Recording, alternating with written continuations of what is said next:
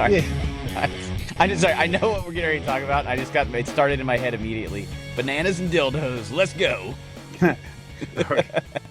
Are we keeping that? Yeah, let's keep that. Why not? All right. Okay, yeah. So I went to, I experienced it. I did Banana Ball this past Saturday at Camden Yards. They sold out back to back nights. 90,000 people Friday and Saturday against the firemen with their fire hoses. Was an experience. Yes. Was it entertaining to a certain extent? Will I ever do it again? Doubtful. Now, 10 to 15 years from now, should I bring a child into this world? And Banana Ball is the phenomenon that we know of it today, times 10, 5, whatever. And that child wants to go, I might not have a choice. But, oh, man, there was just it was drawn out. The pop and circumstance, the hoopla, the celebration. They just, and one more thing. And they did all these fucking choreographed dances, and then they had a child come out and peel a banana and eat it to tell the crowd if the banana was good, play ball. Then a few more announcements. Finally, I was just like, just throw the fucking pitch, man. Yeah, your brother called me drunkenly after you guys got back, and I was like, yeah, I just got back from Banana Ball. I was like, oh, shit, man. I was like, yeah, Wes called me at the last minute, and I couldn't make it. I was like, how was it? He's like, oh, buddy, you would have fucking hated it. I was like, really? Why? I was like, was it like a Britney Spears concert with baseball in between? He's like, that's exactly what it was. Yeah. It was a Britney Spears concert with backup dancers and some baseball in between. And they pander to children, and they pander to the moms, because there are some shirts taken off by men who are physically fit, who are dancing on top of the dugouts, gyrating, swinging around. They have the more buff, physically fit players are shirtless with down to their belly button in terms of the buttons. Yeah, I mean, there's certainly some talent. And there was some things that were neat. The foul ball, if it's caught by anyone in the stands, it's an out. There's if someone's walked, every player on the field has to touch the ball. And then they have this pretty down packed play where it almost looks like figure skating meets what's the choreographed swimming? Christ, synchronized swimming. Yeah. It's almost like that, where they kind of do-si-do around, and the outfielders sprint in. And realistically, you can, if you hustle, you can make it a double.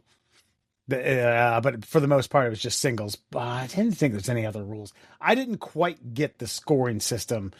If someone scores more runs than the other in a particular inning, it's a point. Yes. So each inning, from what I understand, so you got out of 8 innings, the first 8 innings, it's a point. The last inning, it's by runs. So if it's tied up 4-4, and you go into the last inning, and one team scores 3 runs and the other team scores 2 runs, that adds up. That calculates to the 4 plus 3, so then it's 7.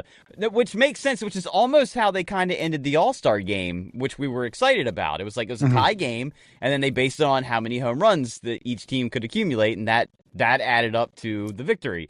Which I like the rules, and it sounds like I would actually maybe appreciate the game without all of the other hoopla in between. But they are trying to get like a different audience that isn't necessarily a baseball audience.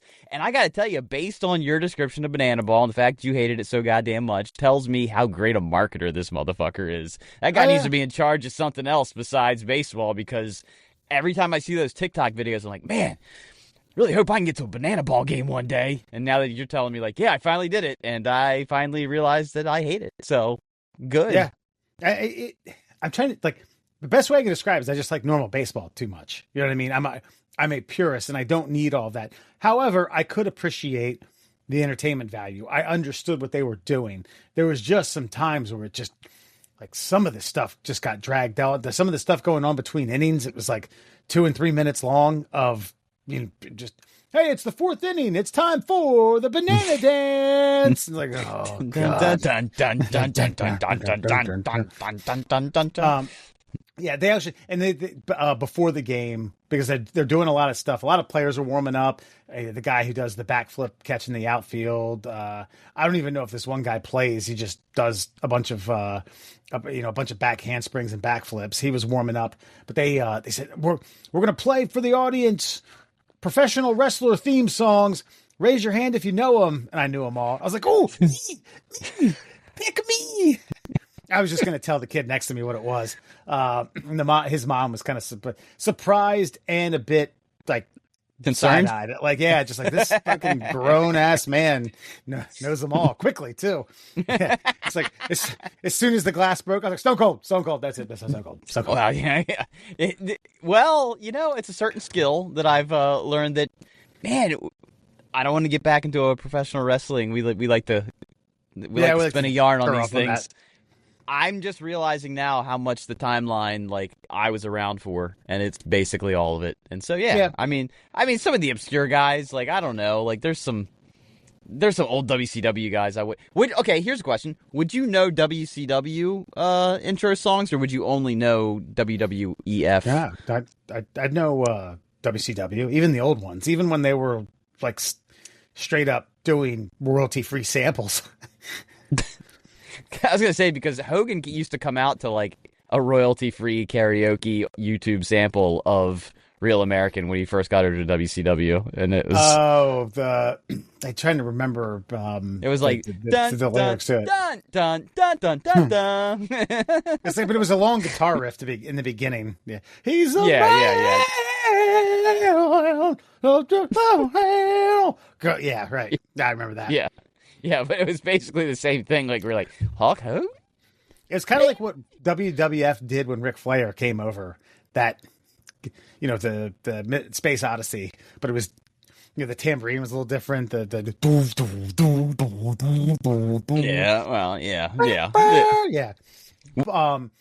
there were, like I said, some interesting parts. Obviously, I want to say the 30 to 55-year-old female crowd appreciated some of the aspects of what was going on, and so much so the woman sitting next to me who was there with her son. It was the daughter who she didn't give a shit about it. She was way too young, and their dad was on the opposite end. But that mom was like, "Oh yeah, banana ball is for the moms too." I was like, "Oh, I can see that. I can see that." Do you think women are worse in public when there's like that kind of display going on than men?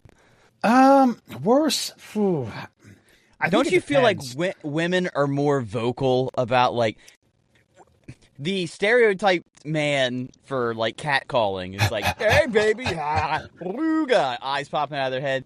We don't do that. Like, yeah, we ogle. Like, damn. But we kind of do it under our breath. I feel like women, especially middle-aged women, when they get out in public and like some dude takes his shirt off, it's like, "Hey baby," starts tweaking her own fucking nipples. Like, he goes back to like that 1970s like stereotype of the fucking like New York City steelworker. It does, yeah. Worse. I don't know. I certainly think when it comes to a point where they're either they're happily married, recently divorced, or just I don't give a fuck stage, or a little bit of all three of those type things where they're just more vocal about it. Yeah, I could see that. I mean, it was on display at Banana Ball. I also saw a clip of I can't remember the major league player that like because they invite former players to come out and play for them for an inning. They did it at Wieters and Markakis were there. Okay, so there was another one. I can't remember what team he used to play for, but he couldn't get tickets to the game, and so he called up, and they're like, "Yeah, you can come play. We'll get you tickets for your whole family." He was like, "Cool." So then he wasn't sure if he wanted to like actually play or just hang out in the dugout and just do like a wave to the crowd. And then he heard about the antics of the banana ballers, like you said, physically fit young men with a lot of ladies catcalling them, and he's like, I was like, "Shit, man, I'll play if I can go out to the bar with you afterwards." and he said, as advertised, just single moms fawning all over these cats, and he was right in the wheelhouse, ready to mingle. It's part of the allure, I suppose. But yeah, I hate to trample on anyone who thoroughly supports this. I mean, Sarah bought a hat that's quote unquote for both of us. She bought me a shirt. And the lines for these concessions, and I don't mean Coca-Cola and hot dogs, I mean for merch, was just obscene. I got by. I walked by 3 of them, and I was like, nah, not even. I was like, if I could just glance over and take a peek. I don't know. Some of the jerseys are like $135, $140. I'm not buying the fucking Savannah Bananas jersey. If there was a cooler-ish T-shirt that just wasn't so in your face as the one Sarah bought me. Now, granted, it's kind of cool. It's all yellow. It says bananas. If there was something, a little more subtle, smaller font, maybe something up there in the pocket section or whatever, I didn't get a chance to see it because these lines were at a minimum 35-minute wait. Minimum wait to get up to where you're like actually taking a peek at the merch. Yeah, look, like I said, that guy's a great marketer. He's done a great job. He's built like a multi-million-dollar business. He tries not to fleece people. If you order something from their website, they pay your taxes and your shipping. So a $30 shirt's $30. You're not paying any more than that. So it's a good way to build your brand and to take his game to all the Major League Baseball parks in the country. They sold out the Coliseum, the LA Coliseum, 90,000. Yeah. Dude, the teams that play there can't sell out their home games most of the time. So the fact that the Banana Ballers are out there doing it, more power to them. The Hall of Fame apparently they have a section in the Hall of Fame for them now in Cooperstown. Wow. Yeah. So they have definitely planted their seed, and and they apparently it's in honor of the expansion of the game to a new set of fans. Look, as long as they don't try to make it bigger than what it is, but then again, knowing the rules, I feel like if maybe they said, okay, we're actually going to make like a 60-game season and maybe played it in each region of the country like once a year or something, but they stopped all the, like you said, the choreographed dancing between every single inning, maybe once at the 7th inning stretch, maybe, I don't know, after 3, 4, and 7, they do something fun, but keep their same rules. That sounds like something I'd be interested in. Fans catching the ball for an out. Okay, I mean, you're going to have to, because on certain plays, like there's an outfielder who does a backflip when he catches the ball. There are certain very flashy things that are done, such as turning double plays, that I think a coach at a major league level would be just like, oh my God, pulling his hair out. Like, why did you need to flip the ball between your legs? Sure. Before you threw it to first. But there's the nonstop pitching. There's no bunting. It's fine. And then the game, I think that it does have it's a 2.5 hour time limit, or 2 hours, I think. Maybe that's it. But so actual game time, the clock starts, and then whoever's winning after 2 hours is deemed the victor. Yeah, but I mean, like I say, you don't have to take that seriously. You just get a AA ball league. You put them in it. You say this season everybody's playing in a banana league, and these are the rules, and just have fun with it, man. But I guess I would have been rolling my eyes. It sounds like it every inning change and yeah. I mean, the guy on stilts was fun for a little bit. I'm trying to think if there's any more gimmicky things like that. There was a part, like probably up until the 4th or 5th inning, where I mentioned to someone, I said, I haven't seen anyone really drive the ball. There's been singles, there have been some pop flies, but no one actually really squared up on it. And it was coincidental. It certainly wasn't fate that, the banana, I wasn't mic'd up and this wasn't getting transmitted to the bananas in the fireman's dugout, but there was a walk-off home run to win the game, which was exciting. Yeah. Which was hit by a banana, which made it all the more bedlam in Camden Yards. So later on, they did start to kind of square up on it a little bit. The pitchers, I will say, the velocity isn't even on par with AA, but there is some funk. There is some junk being thrown, some curveballs. I was like, God damn, that fucker! That started at the brim of the batting helmet and hit the dirt. So good. That's we need more junk ball pitchers in the Major League Baseball. Like, I know that these guys are able to throw. I mean, we've talked about this ad nauseum about like the state of pitching in the major leagues. I mean, these kids are throwing 90 in high school now, or they're not even getting looked at.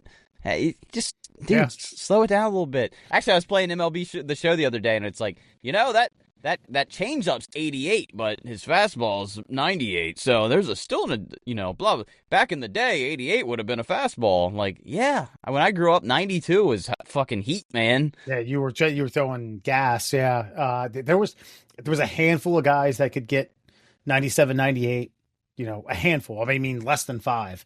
Randy Johnson seemed to be steady throughout. And now it's pretty commonplace, especially if you're a reliever and you're a non-lefty. And there are some lefties that can bring the heat like that. But yeah. All right.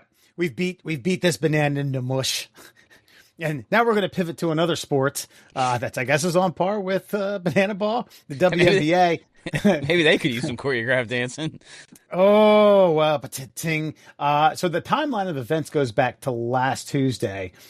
I guess I have it right here. It's on USA Today. Sex toys are being thrown at WNBA courts. Here's a timeline of the ridiculous events. It started last Tuesday. Actually doesn't have a number on how many have been thrown out there. Yeah, it looks like it's been about 4 different games. But yeah, sometime in the middle of the game, a dildo gets chucked out on the court. I even asked you guys, it's like, do we need to talk about this? And you were like, yes, it's funny. I mean, no, you said, how do you feel about, yeah, it's hilarious. Like, look, what I find even more hilarious than the dildo is the seriousness that the coaches are taking the dildo throwing, which, by the way, is just going to lead to even more dildo throws. That's correct. Yeah, that's how it works. Yeah, you sent me that video of the coach on X, and I get what she's saying, but there is something about lending credence to this stuff. But you did see the dildo going back and forth. Oh yeah, I mean, like I said, that's why I said you only need one good idea. That thing had 450,000 likes. It's hilarious. For those of you who don't know, it's a WNBA coach explaining why it's ridiculous that dildo should be thrown in a microphone is superimposed as a green dildo getting up in the coach's face while she's answering questions. I don't know how I feel about this. It comes at a very peculiar time in the WNBA where the ratings are higher than they ever been. The attendance is higher than it's ever been. The star power is higher than it's ever been.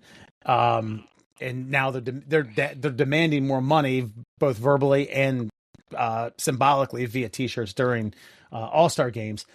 But I don't know if this is just some sort of like weird counterculture. Be like, you want equal? Here you go.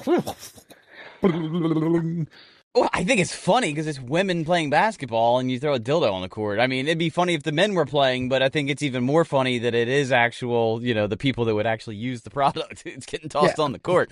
But what's the equal? Like a pocket pussy or one of those like silicone vaginas, or does someone put a pin in a blow up doll and have it like?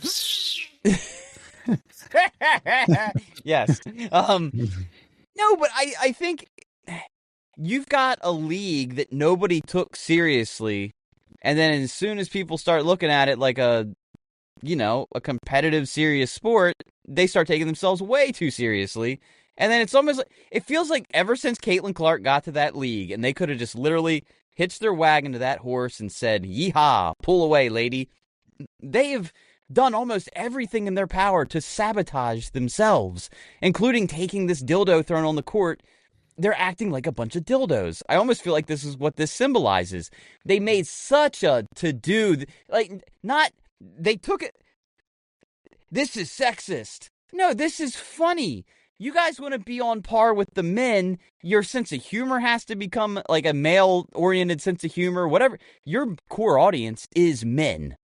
Embrace or die. That's it. You want these raises. If the dildo had got thrown on the court one time, there might have been one copycatter. But then they had to go on Sports Center, and every microphone in their face is like, it's sexist. And, this, it's like the teacher preaching to the class and wagging her finger like, don't do that. Guess what? Yeah. They're just going to start figuring out and scheming on how to do it again and over and over and over again. If you just been like, if they had laughed it off, like, yeah, pretty funny, bunch of chicks and the dildo flies on the court, touche, there would have been maybe one more dildo. Now there's going to be dildos forever. It's just going to rain dildos all the rest of this WNBA season. If someone gets a double, 2 dildos. Triple double, 3 different colors. You're like throwing the squid on the ice at Detroit, but just in a form of a dildo. Silicone. Sure. It's okay. The NHL, like, okay, what's the significance of the octopus? Like, why an octopus? I don't even know. I just know that that was just Detroit, and I really don't know the origins of that. It was only one. Okay. It was like some other cities tried to latch onto it. I think St. Louis and maybe Minnesota back when it was the North Stars, but it originated out of Detroit. Why I'm not familiar. But you see how they've been like that in a male league, and again, the NHL is definitely not the people like hockey. Don't take me wrong, but it's not. What it goes like football, baseball. What then? Is it NBA then NHL? Well, I mean, in terms of like salary or money, viewership, I would say. I mean, it's probably NFL and NCAA football. I'm talking about the pro ranks though. The pros, okay, yeah, okay. But what I'm getting at is there's a professional league out there that like they don't want shit thrown on the ice, but they embrace it at certain times, and they say, like, no, we love the enthusiasm. Bring it on. Let's keep doing that. I'm not saying they need dildos thrown on the courts. There are kids there. I get it. But, create a time where it's appropriate to throw something on the court, like where it's in celebration of something, and then you start to have people showing up just to hopefully celebrate that moment. And if not, they keep their dildos in their back pockets. They show up again next week, and they try it again.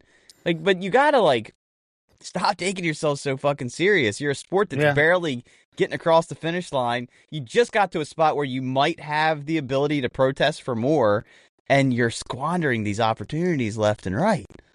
Yeah, I get.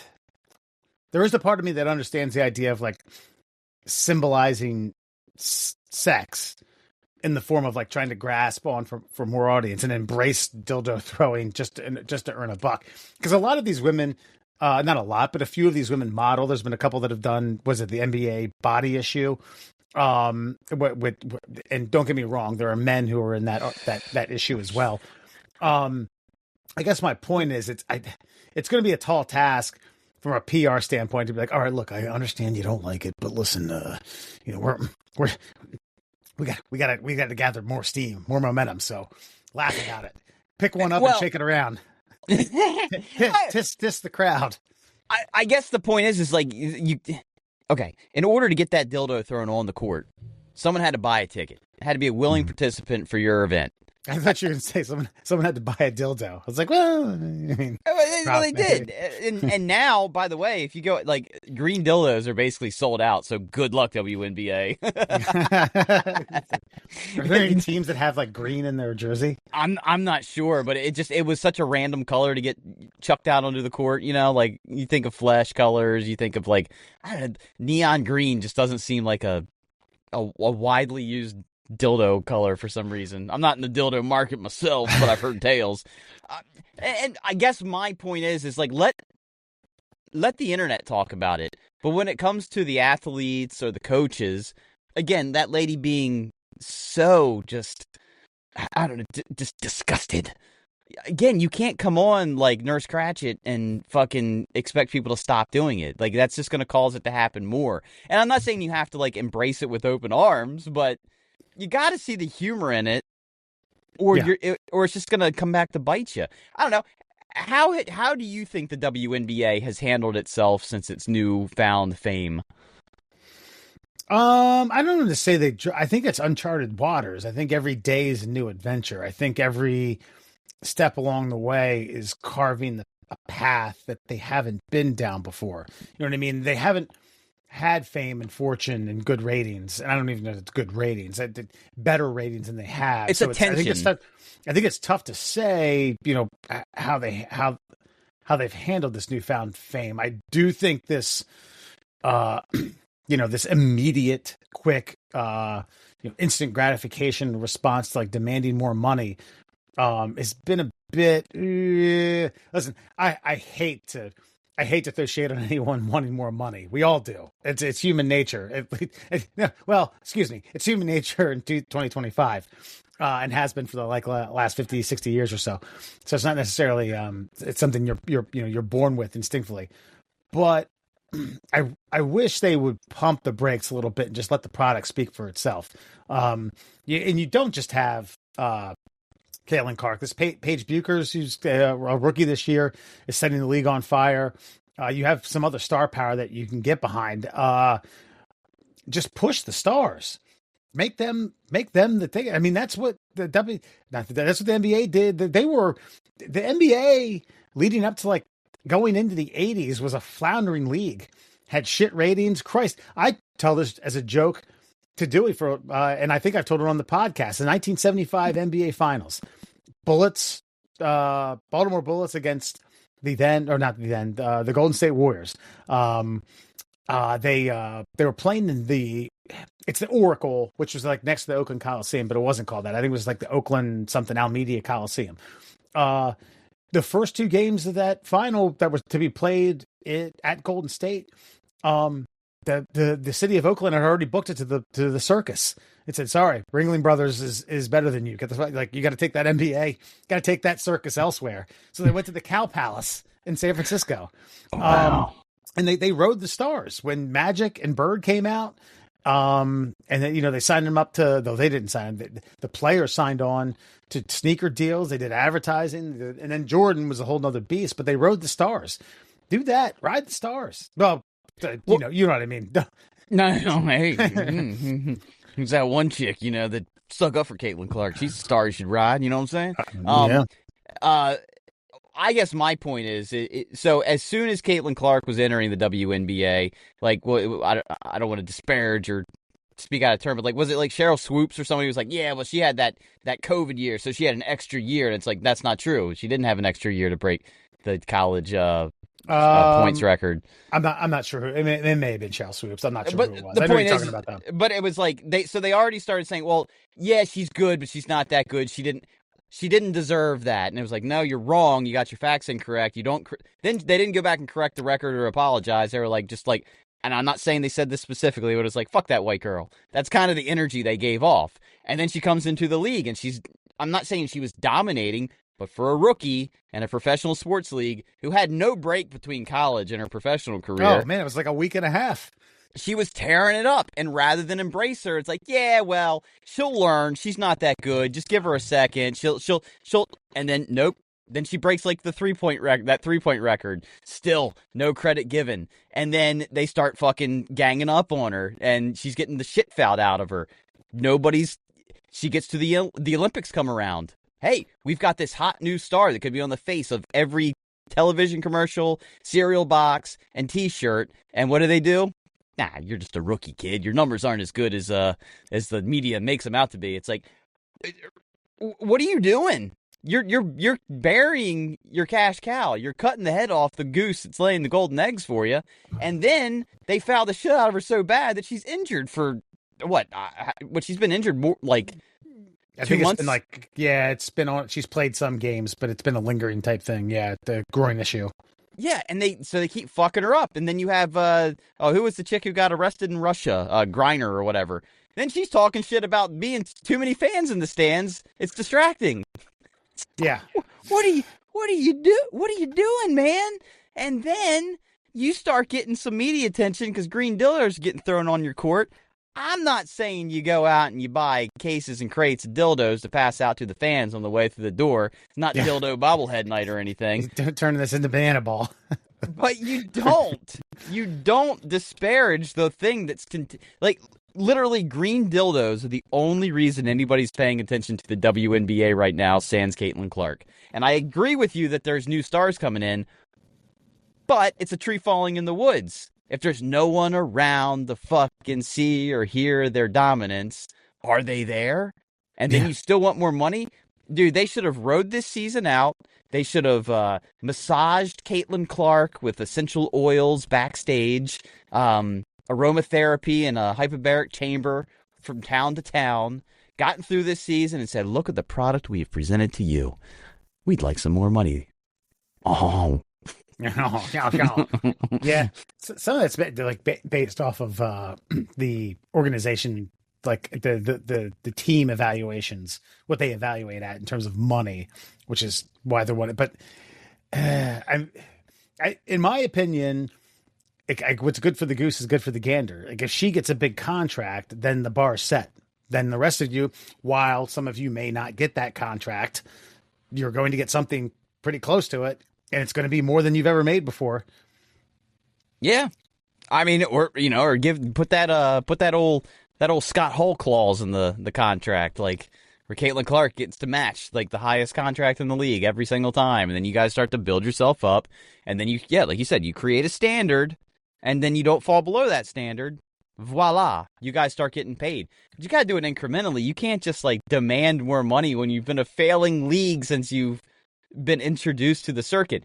And your fans are men and lesbians. Call a spade a spade. That's what it is.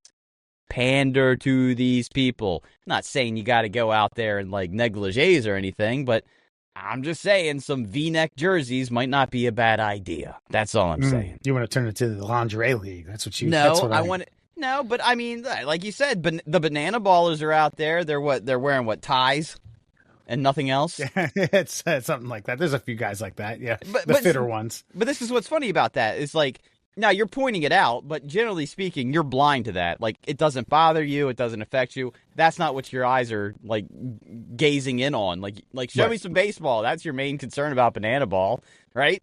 Yeah. You don't give a shit if the guys are wearing shirts or not. Who cares? Not really. But there was a guy who took an at bat with the shirt off, and I was like, I wonder if he's going to slide head first. I wonder if he's going to skin the shit out of himself. Yeah, you weren't worried about his physique. You're worrying about the physiology of the game at this point. And I point. wasn't like worried about him in general. I was wondering if he's going to have the stones to actually like leg out a double and be like, Yeah, so all I'm saying is just shorten the shorts, tighten the jerseys, and that's it. I'm not saying lingerie ball, but I will say when a indoor lingerie football league clip happens to come across my TikTok feed, I don't swipe up right away. Nice. Some team calendars. Oh, but man, they got that camera shot from behind, like right before the ball snapped. No, I'm talking about the WNBA. I know what you're talking about. Oh, yeah, that's some team calendars. Oh, yeah, whatever, yeah. Fair enough. Yeah, I don't know what I don't know what. You're right though. The more attention that is drawn to it, more are going to come. More green dildos are going to come, and green dildos are sold out. That's wild. I can't imagine someone at the assembly line's like, oh, everyone on the assembly floor, listen, we're going to double time the green dildo manufacturing. Keep them coming, dude. Honestly, great marketing. Come for the game. Like, huh? I mean, I'm not, and you don't have to spell it CUM or anything, but I'm just saying, like, you plant that seed, right? Right. Start doing that. Again, know your audience. We got to break this. Okay, like this American Eagle thing, like where all of a sudden, Sydney Sweeney's a fucking Nazi, right? Sydney Sweeney has great genes. Yeah, I know. Like, oh, that's obviously a dog whistle for. Like, you jump through a lot of hoops to get to the point you want to make. And as far as sexism, yes, there's sexism all over the place. Yeah, you can still respect like people's abilities and the thing they're trying to do, while having an air of like, dude, there's a reason professional athletes grace the covers of all magazines. It's actors and athletes because they all stay in fine ass shape, and we want to look at them. Sexism is right there in front of you. Embrace it. Do you think like ESPN do again? Going back to the body issues, do you think? That's a sports magazine, and Sports Illustrated does it once a year. They're like, hey, folks, we're not talking about sports. We're just putting pretty girls in bikinis in exotic locations. Pony up, and we do. Yeah, fitness, man. Fitness is sexy. Like, what you do is a sexy thing. Like, moving your body in a way that, like, the other 98% of the fucking population cannot do is sexy. Like, you're on display, so display. Yeah. And I mean, the women's USA soccer team has made millions. The players, and I know that they demand more money, but they're millionaires. And I'm not saying they've embraced, they haven't embraced sexism, but they've put out a good product, and a number of them, what's her face, the striker, she was in Sports Illustrated. Oh, yeah, I know what you're talking about. The brown-haired chick, like the one straight woman on the team, yeah. Yeah, but I mean, like, it turns into, like you said, sexism's all over. Yeah. Well, dude, David Beckham, goddamn, how many times has a woman fawned over that guy? How many women have tuned into soccer just to see David Beckham take his shirt off at the end of a game? Or Cristiano Ronaldo. But David Beckham, there's a Calvin Klein ad where he's in skimpy Calvin Klein. It's not even briefs. It's just like a sexier version of Tidy Whities. Do you remember this? Yeah. And he's definitely packing something in there. Oh, yeah. And not just this. There was some sort of little blood sausage. Yeah, something down there. And yeah, I remember when that came out, the girl I was dating at the time was just like, oh, look at that. And I was like, you know, that's not his, right? He's like, I don't care. And I was like, well, yeah, fair enough. Yeah, it's probably a green dildo just shoved down there. Yeah, that's right.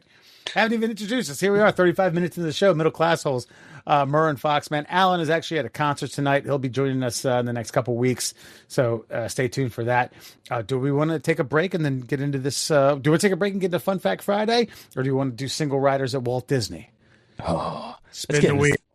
Make the deal. Let's learn some facts and then learn why these people will be single for the rest of their lives. That's right. Stay tuned, folks. We'll be back on Fun Fact Friday. Well, we're just going to have to use our brains. Damn it. And now, Fun Fact Friday. All right, let's get to it, folks. Let's learn some facts. It's time for 5 fun facts for you on a Friday, brought to you, of course, by our good friends over at the Shin Splints Recovery Group. Has anyone found laser therapy or shockwave therapy that helped their shin splints? Well, have they? It was a question posed on the Shin Splints Recovery Group Facebook page. I didn't see any. I didn't see any comments or replies to that person unless someone directly reached out and DM'd him to tell him shock therapy or laser. I was about to reply and say lasers, definitely lasers. Well, the short answer is no, because shin splints are, they're an ailment. I'm not going to take that away from you. There's small fractures in your shin bone. So rest and recovery is the only option for your shin splints recovery. And if you could express that to the group, maybe people will stop asking stupid fucking questions on the page. So go check out the Shin Splints Recovery Group, but only if you have pain below that knee and above that ankle, and you can find them on Facebook. We're also brought to you, of course, by our good friend, the Cuckster. You can find the Cuckster over on TikTok and Instagram. It's Cuckster for Life. That's Cuckster for Life, if you'd like to see a sad man. You know, the only stir left stirring in the world now that the old Hawkster's gone. That's right. It's turned into a tribute page, and I guess the Cuckster's going to ride out. He's going to ride this puppy out until the Cuckster's till the Cuckster's gone. Ugh. Sad day. So let's get to it. 5 fun facts for you on a Friday. Did you know on this day in 1988, MTV Raps debuted on music television? Damn, think about that. Historical. Fucking Ed Lover, Dr. Dre, later performed in a very, I don't know if it's considered a good bad movie. I'd have to look it up. Who's the Man? Have you seen that? I feel like I have. Wait, but Who's the Man? Wait, I'm mixing that up with another 80s movie, I think. Well, Who's the Man is a rap song. Okay, I'm thinking of that movie where the chick dresses up like a dude and then she shows her tits at the end and she's actually super hot, and it's like, how they make her look such like a boy? Just One of the Guys. That's it. Okay. Yeah. I'll look up that still. Okay, getting into MTV again, embracing hip hop music, understanding that we have a demographic that we need to embrace and get eyes on, and get advertising dollars and marketing towards. Dude, this is very a great analogy, because white people and metal got over their skis. They thought this gravy train's riding itself. It's got biscuit wheels, man. We going to the end of time. And then all of a sudden, a new cultural phenomenon came in. That cultural phenomenon, okay, let's be honest, especially rap back in the day was only Black Americans doing their thing. They didn't shirk their white audience. How you gonna get a platinum album unless over 1 million white dudes buy your shit? Right. You got to embrace. And they did. Yeah. And I remember there was a weird battle between Matt Pinfield and the Headbangers Ball, and then Yo MTV Raps, and then it was slowly. So it started out up here, and then Yo MTV Raps, they closed the gap, and then eventually Matt Pinfield went away. Yeah. And then Beavis and Butthead came in and Then it ceased to be music television. Yeah. I didn't watch a whole lot of Yo MTV Raps, but I mean, Ed Lover was a was a character. Is a character, but especially on MTV. He actually, I don't know, I'm trying to remember where I heard this. It might have been a DC station that was syndicating something. It was a DC hip hop station that was syndicating his show late night out of New York. And he summed up using the N-word. He's like, well, I'm just going to say it, man. White people can't say that. That's it. End of story. There you go. There it is. Booyah. You know what? I'm definitive answers. We need more definitive answers. We need to stop like whitewashing everything. We need to stop like muddying the waters. Nope. That's it. I mean, we don't need a reason. We know the reason, but we don't need a definition. It's a done argument. You don't even need to say, like, if you're trying to say it educationally, like John Mayer did, it's a dumb idea.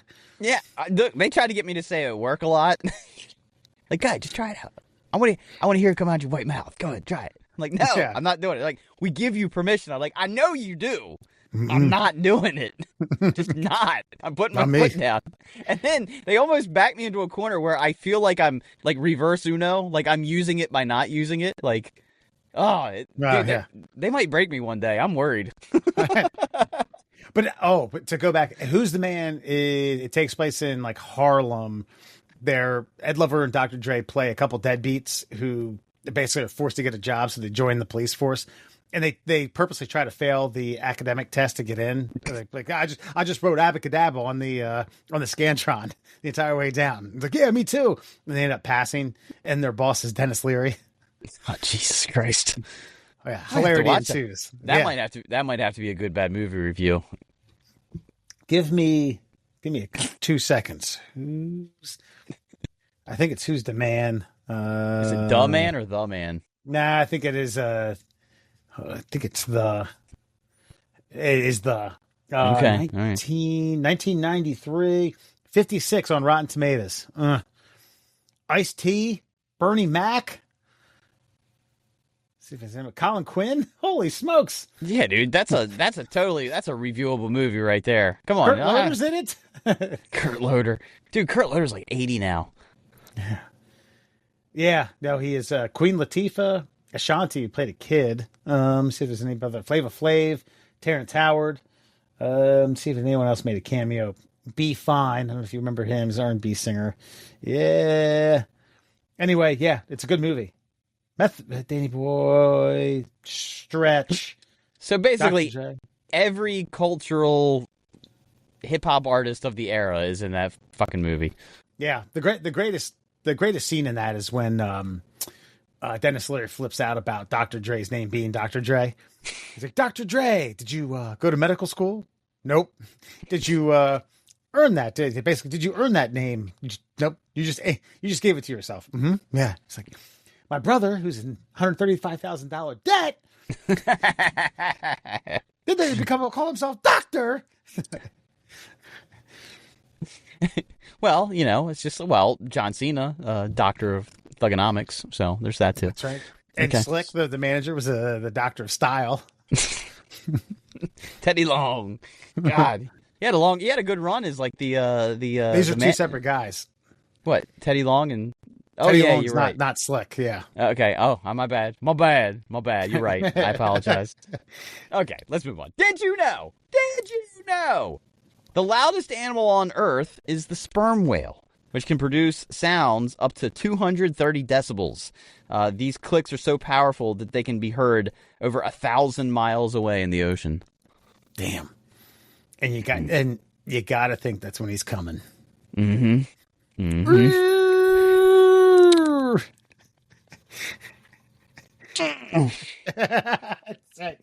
It's all underwater, though, of course. Yeah, I wonder how that got its name. That's What's so sperm wild. whale? Yeah. Dude, they used, I don't know. Now I feel like I need, maybe they're just filled with it, man. Maybe that's maybe they just, gallons. Well, maybe it's, because, they were taking these things out for, like, the oil, for lamps and shit, and I wonder if they just, I don't know, man, they're filled with all that goo, man. Sperm whale. More so than the others. These bastards are particularly just copped up. Because a sperm whale is like the prototypical whale. Like when you're a kid and you draw like, the big rectangle with a tail, like that's a sperm whale. And I just always remember it being funny because it's like no teacher wanted to say what that whale was. Right. Because they knew every kid in class was going to start snickering and giggling. She said the word. Kids over 1,000 miles away could hear it. That's right. That's right. Every elementary school in the county heard the first sperm whale. Did you know the shortest war in history lasted 38 minutes, occurring on August 27th, 1896, between Britain and Zanzibar? The conflict ended when the Zanzibari palace surrendered after a brief naval bombardment. That's when you that's when you know you got to throw your chips in. That's when you can't double down. Well, we're ready for war. Oh shit! We made a bad move here.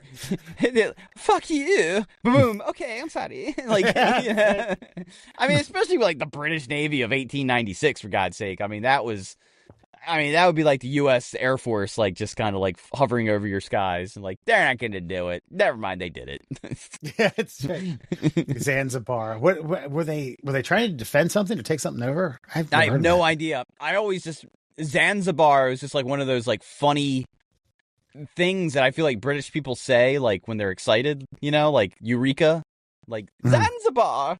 And I wonder if that's been passed down since 1896 because they thought it was hilarious that these fucking twats tried to fight them. Yeah, they threw up the white flag and all they could say was Zanzibar. Bunch of homos. Yeah. I'm going to be doing a lot of research about Zanzibar when we get off the show. Fair enough. 38 minutes. Wow. It's a marathon in certain aspects. It's longer than any war I've ever fought, so I'll give him credit. Did you know the human body contains about 0.2 milligrams of gold, mostly in the blood, which adds up to a tiny fortune if you extracted it from billions of people? Jeez. This trace element plays a role in various biological processes. I'm curious as to, I get that digging up remains, or not digging up remains, like cadavers and autopsies and donating your body to science has been done for hundreds of years, probably thousands of years, dated back. But modern medical science, how they just figured that out, filtering blood upon gallons upon gallons upon gallons. I'm like, wow, there's a little bit of gold up in here. Yeah, well, yeah. They said it just like that too. Zanzibar, there's gold in this body. No, but I mean, well, gold's very conductive, so I imagine like a lot of like the electrical, like how much gold does your brain need to like shoot these signals back and forth? Probably a little bit, not a lot, just a little dusting. But yeah, man, we got all sorts of trace elements in us. Like, that's what freaks me out about all these forever chemicals you hear about. Like, don't drink bottled water, you'll have forever chemicals. Like, shit. I know where I live, there was like a Firestone tire factory that like buried all of their like waste materials in the ground. And a lot of people that have grown up where I live like have come down with like mysterious cancers and such. Thankfully, we don't drink a lot of the tap water here. We live a little bit further down the water table, but yeah, that freaks me out, man. I mean, think about Flint, Michigan with all the lead. Yeah, there's a number of like people who played baseball for the Phillies or Eagles, the old Veteran Stadium when they had the super like concrete artificial turf, who have that died of mysterious cancers. Oh, but from what they probably treated or made the turf from? Well, yeah, but just sitting there, especially the baseball players playing 82 games a year, especially in the heat, just sitting there. Oh, yeah. That shit. Yeah. Oh, yeah. Darren Dalton, they had a very, very obscure brain tumor. Yeah, I believe it. I mean, yeah. I mean, I've thankfully I've only played on a few fake surfaces, but yeah, when it like that, those little rubber balls and shit that are in there, like you take a deep breath and it just it smells like you're like buying tires for your car at a Firestone fucking factory. Yeah, that's I couldn't imagine doing that because you say 82 games a year, but then how many practices are they doing on that same field? How often are you on that? Yeah, 82. Yeah, that probably pales in comparison to how much you're practicing. Walking around, and I went to a game at Veteran Stadium back in the 90s, and it was after it rained. So it rained in the afternoon, and then it was I think it held off, and it was 7:05 first pitch, and man, it stunk. It smelled like a fucking sewage plant in that place, and I was like, I can't imagine what it smells like on the field. Now I understand that these guys were sitting there huffing cancer. Just mainlining it. Yeah, that's right. More. Yeah, especially like if you're a football player, getting your face mushed into it. Yeah, and then all the cuts and bruises that you're getting, like just the cuts where like you're actually rubbing it into your bloodstream. That's got to be fun. Well, like I'm listening to, I've heard Rogan talk about this before, but this lady, she's like linking like smelting factories and where they were to serial killers because lead fucks your brain up, makes you crazy, and.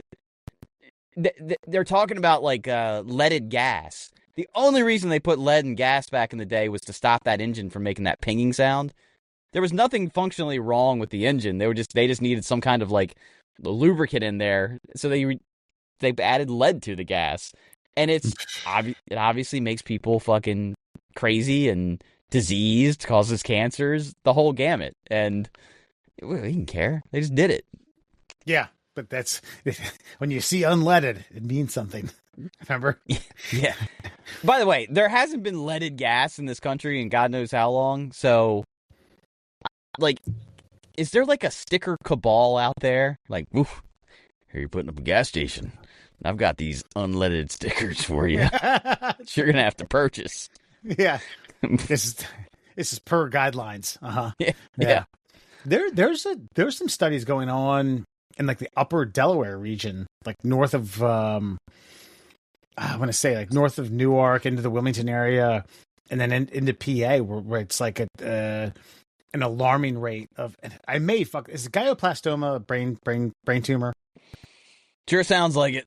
I someone is going to listen to this and call me an idiot. It's something like that. Gyno is like the vagina region there. So so no, there's a brain tumor, but there's an alarming rate of people our age that are coming down with them, and the rumor mill is that the DuPonts were burning something that just kept fucking permeating throughout that region. Well, that's also another part of this podcast that she's bringing up is there was like a smelting factory and their filter like caught on fire, and they were like, well, we either shut the plant down and just like in Fight Club, we figure out how much money each one of these kids at the elementary school across the way is worth, and they determined that each kid was worth $11 million, and that would not cut into their profit margin. So they were like, well, let's just keep going until we get caught. And if they sue us, they sue us. And they did sue them. They paid them all off, and $11 million of fucking unfunctional kid. And yeah, because that's America. Yeah. Have you ever seen Michael Clayton with Ocean's 11, George Clooney? I don't think I have. That's it. He's a lawyer, but he's not like a courtroom lawyer. He's basically a fraternity fixer. He tries to like bail people out of like sticky situations, but gets to the bottom of there's like a farm or something. Basically, a major corporation took over a farming area in this small town in Wisconsin, and it was giving people cancer. They tried to brush it up under the rug, and then Clooney plays he steps out of his fixer role and fixes the ultimate. Gotcha. The ultimate, yeah. Well, it's like that Aaron Brockovich story. Like, same deal. It's like, yeah, there was no attorney that was willing to fight for it. She's some chick, already doesn't have any respect for just being a woman lawyer. And it's like, fuck it, I'm taking this shit on, head on. And she's had a career ever since. Because sometimes doing the right thing is the right thing to do, and people appreciate it. And she objectified herself. She wore skimpy outfits, showed the cleavage. Nice blouse. Yeah, and Aaron Brockovich. Julia Roberts might have been a step down from the real Aaron Brockovich, to be quite honest with you. That's right. And finally, did you know? In 2019, scientists discovered a fungus in the Chernobyl exclusion zone that uses radiation as its energy source, thriving where most life cannot. This could inspire new ways to clean up radioactive sites. That's wild.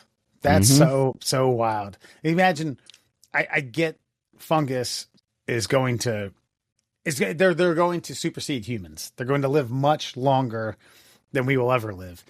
But to think like sitting outside of this, what'd you call the zone? Or what was it? The exclusion zone. So there's like now you can enter Chernobyl now, but you can't stay anywhere. Like you can't stay in the hot zone. It's like a couple hours, right? I think they've extended it. I think you might be able to stay don't quote me on this. You might be able to stay a full 24 now, and like, but you've had all your rads for like the next couple of years. Like there's tours. You can take paid tours to go into Chernobyl now. But to think about a fungus being like, oh man, this is oof. I think we got to adapt. How do we adapt? And I'm thinking of it like they're talking about it over coffee. Right.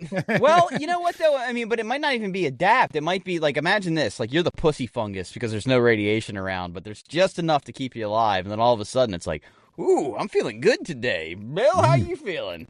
I'm feeling pretty swell myself. You want to go go work out down to Chernobyl? You know, like, and then all of a sudden they start thriving. But that's a good thing. Now we know, because now you basically, the fungus can like leach some of that radiation out of the ground, and you might be able to make that place livable in a more timely manner.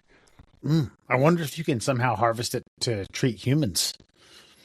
Well, I mean, dude, fungus is crazy, man. Like the more, again, not to keep tooting on fucking old Joe Rogan's horn, but the experts, I'll throw that in air quotes, the experts he's dragged like out of obscurity to tell us about things that they've studied for decades. It's fascinating. I've listened to all, and of course he's talking to the fungus experts because he wants to see if there's anything else he can get high on.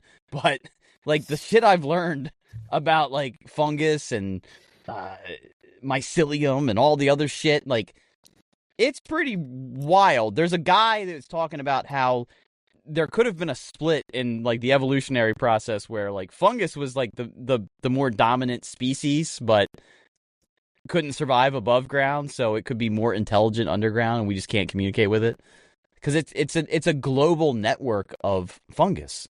Like this shit ain't just like in patches. It's the whole fucking earth. Everything above like the mantle, all the crust is riddled with fungus communicating with each other.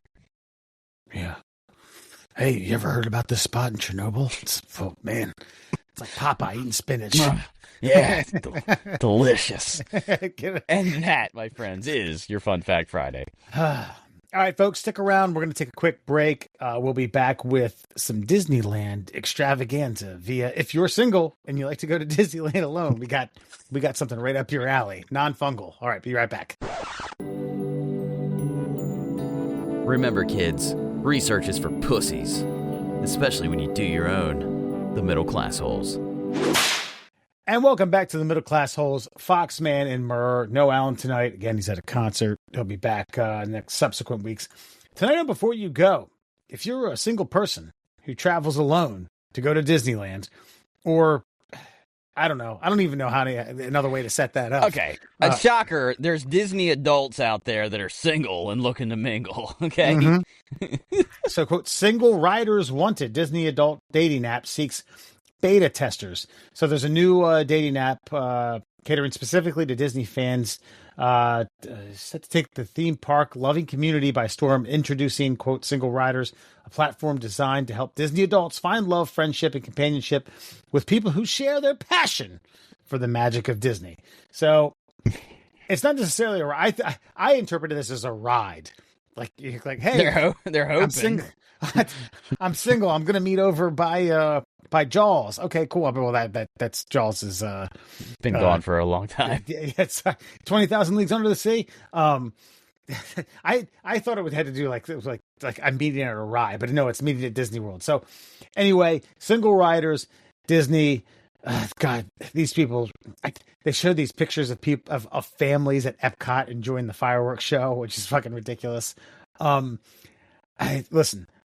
I don't want to throw shade on anyone who's trying to find love, but I know how much it costs to get into Disney. Just seems a bit. I think you're misinterpreting this whole story here. So there's a grouping. There's a certain section of the population, and it's in beta testing. By the way, I can't that I now know. There are people that it's a pilgrimage. Like they must go to Disney bare minimum of once a year. Like these are fanatics. These are I mean, this is like they only live to go to Disney. Like every vacation they take is Disney. They are looking for lovers who are into like this is what we do with our lives. Right. That's what this app is. I go to Disney. I go to Disney every year, once a year. I can't understand why I don't have anybody.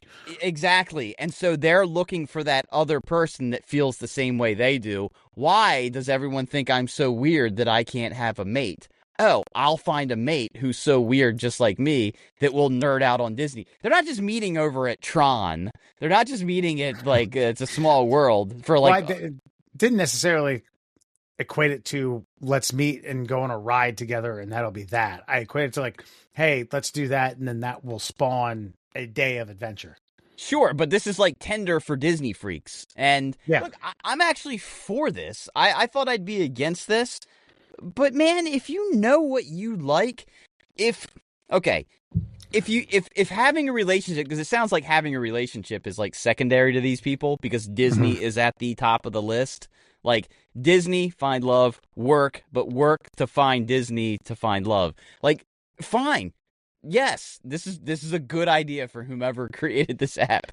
Like you should honestly, there should probably be more specific things out there, especially for fanatics. Now you are a baseball, fucking D&D, any of those things. Imagine this. Okay, now I know you're a Baltimore sports freak, and thankfully so is Sarah. Like perfect. Like, but that was secondary to your relationship. Like if, like, okay, let me ask you this: if Sarah was a Steelers fan, would that have like everything else is exactly as is, but she roots for the Steelers instead of the Ravens? Like, okay, is that? So first of all, Sarah's not a Ravens fan. Oh, okay. So Sarah then you answered my question. Sarah's a Commanders fan. But living in Baltimore, she has embraced, but it's been like, okay, I will root for this team. I will watch the game when you watch it. I like football. I enjoy it. She's gone to a couple games with me. Okay, she roots for them in the playoffs. Yeah, you answer the question then. Not a deal breaker. You know what I mean? But she's also she's an Orioles and Terps basketball fan, which have helped a lot. Okay, then I'll throw it this way. Then, if she was, if she rooted for Duke, would that have like ruined everything? Everything? No, but man, it would have been a tough hill to climb. See what I'm saying? Like, so you can still, even though you realize that that'd be an obstacle, it wouldn't be a deal breaker. Like, hey, do you think we could go to Ocean City instead of Disney this year? What did you just say to me? Yes. You see what I'm saying? That's what this app is for. They have a carnival there. They have rides there. They have cool things. You know, they have you know. Yeah. So this is for people who are both like, they want their cake and they want to eat it too. And if there's somebody that can create an app that satisfies and satiates that, good for you. Go have at it. Be weird together. Yeah. Yeah. Now that I've read the article and understand the premises of it, of course. Yeah. Who the hell am I to tell you can't meet a dork at a dorky place? Who the hell am I to tell you a dungeon master can't meet a level 9 wizard at a D&D fair? Who the hell am I to tell you can't geek out and find someone at a Cisco concert? You know? I'm nobody. See that Well, wait, you went into Scatman, actually. Well, he does say... That guy was an international phenomenon, by the way. I've seen videos of him, like, in North Korea, fucking doing the Scatman song. Oh, God. Just kidding, he went in North Korea. All right. But I was going to tell you something. Oh, this is... speaking of Ocean City, Sarah and I, we didn't get to do it this year because we're saving up for our honeymoon here in the next few weeks. But for a couple of years running, we do what we call it a white trash weekend in Ocean City, where we'd get an Airbnb that was dog friendly. We'd take the dog down. We do about 4 or 5 days, a couple of days at the beach, a couple, nights out drinking. But we always made time for a boardwalk bar crawl. All right. And we'd start about 5th Street and make our all the way down. And by the time we were nice and jolly, we'd get to some Thrashers. And if I can get the biggest fucking just bowl of French fries you can imagine and douse it in fucking vinegar and devour it. And then we'd go on a ride or two. And I had said something to Kilby, a friend of ours, just about like the people watching being really good. And he's like, something like I've come to admire the fact that you joke around and call it a white trash weekend.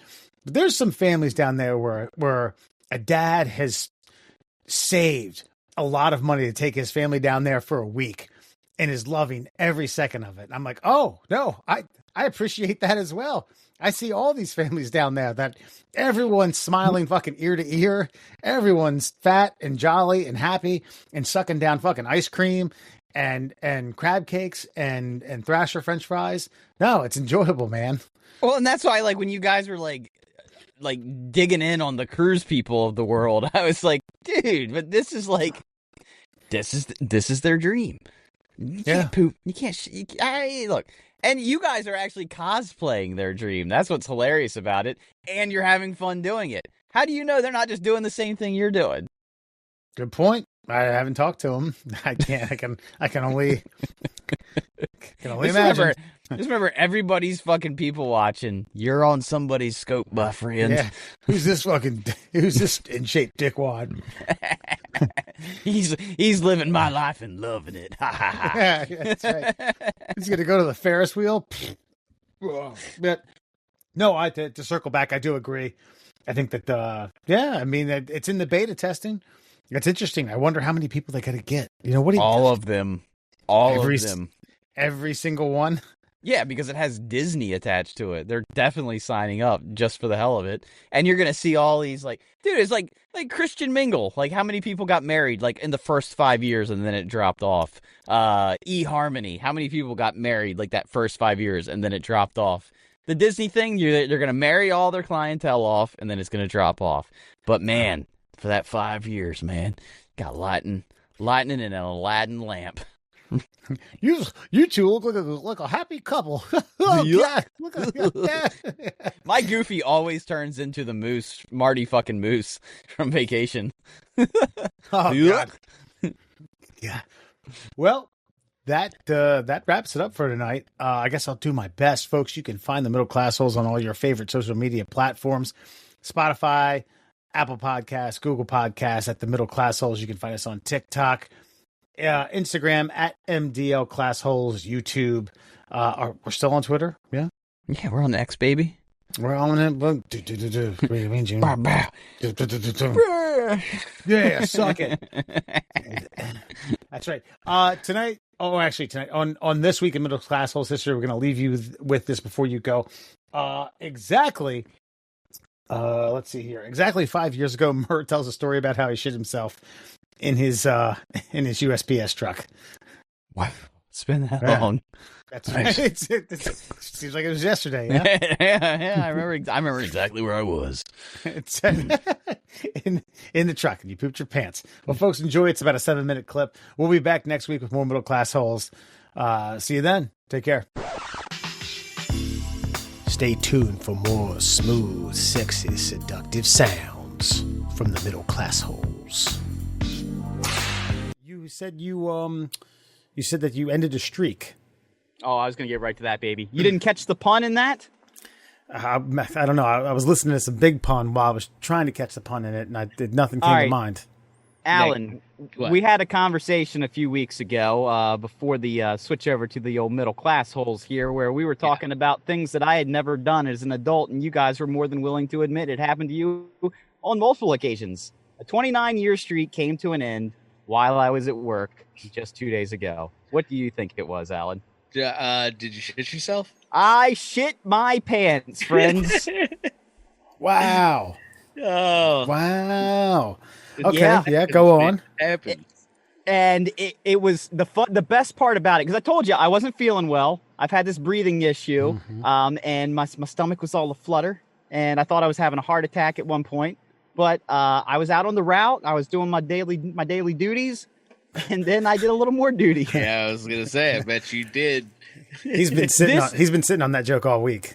Oh, I was sitting on it all day on Tuesday. No, but here's the thing.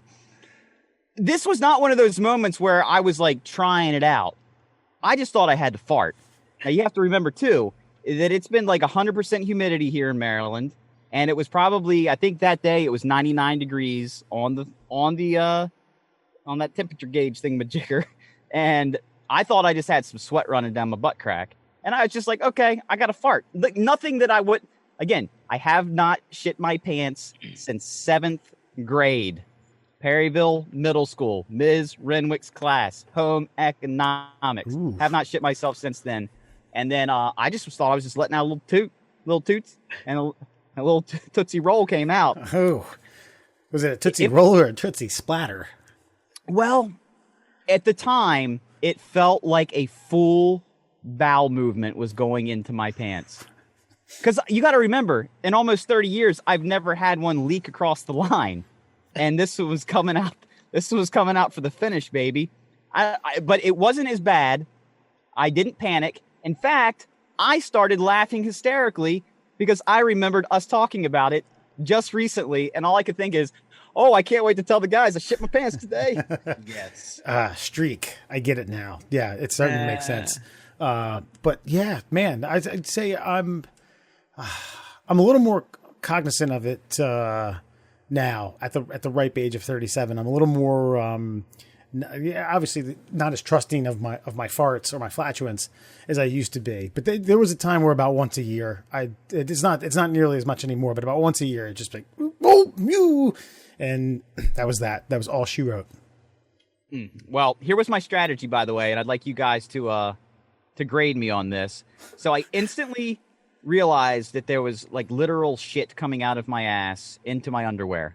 So first thing I did, and you got to remember, I drive a truck. So I went ahead and I'm sitting in front of my mailbox that I'm servicing, and I sat up off of my ass.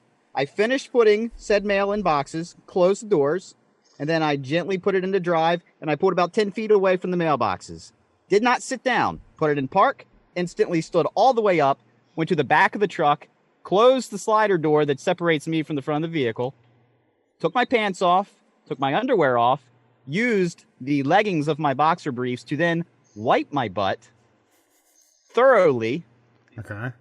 Then I had a plastic bag where my water bottles were, emptied the water bottles out, put the underwear in the bag, tied it off, and then went commando for the rest of the day. Yeah, I would say A or A minus, only because you had the fortunate, you were in a fortunate situation where you were driving a truck that was also under the camouflage of no windows or anything. Yeah. I mean, but that's not your fault. That's not your fault. You took evasive action. You mitigated quickly. Seems like you were pretty thorough in the cleanup job, and on to a point where you were willing to empty something that you were using for recycling. Yeah, man, that's like I said, I'll give you an A. It's pretty efficient. Okay. Alan, what could I have done better in your opinion? I mean, I don't know, man. That was pretty solid. I mean, Wes clearly has a suggestion for you, so I'll let him get there. I would have disposed of the boxer briefs in the next mailbox. That would have been the boop. That was definitely a plan. But then you got to remember, I pick out my clothing, especially my undergarments in the morning, based on the weather. And so when it's going to be hot and I know there's going to be like sweat dripping down the nave of my back, like I'm like, all right, I need some good cotton absorbent underwear. That was one of my favorite pair of boxer briefs. Oof. I was going to throw them away in somebody's trash can on the way by, do a nice little roll and throw. But then I was like, I got this bag, man. And if I don't smell shit in the next 5 minutes, they're coming home with me, baby. And I brought them. So I took them with me all day. I went to Wawa and I got another drink. And that means I got another bag. Mm-hmm. Double bagged them. Yeah, see, that's solid. That's good stuff. Yeah. I tied that bag so tight that there was still air in it. Like it was like a balloon. Like I couldn't even squeeze the air out. I'm like, hey, we're good now. Yeah. So now your wife's gonna have to wash that. I put it in the washer myself. Oh, okay, all right. Yeah, that's the least you can do. You can't just be shitting yourself and be like, all right, thanks, baby. Wifey. I never told her. The only people I'm telling is you people. I'm not going to tell anybody else outside of this. until I'm drunk at a party. Hopefully no one's listening. Speaking of no one's listening. Well, that's yeah. And so let's see here. Carry the one. 27 years. For what? You said you were in 7th grade, right? So you were 13. Seventh grade makes you what? 13. 7 plus 5, 12. No, like 12. Yeah. 12 if you have a late birthday. Well, mine's the middle. Mine's June 29th. Yeah, Just and had a Alan's birthday, in December. So thanks for all the happy birthday wishes, assholes. And I just turned 41, so that's 29 years. Whoa! Happy birthday!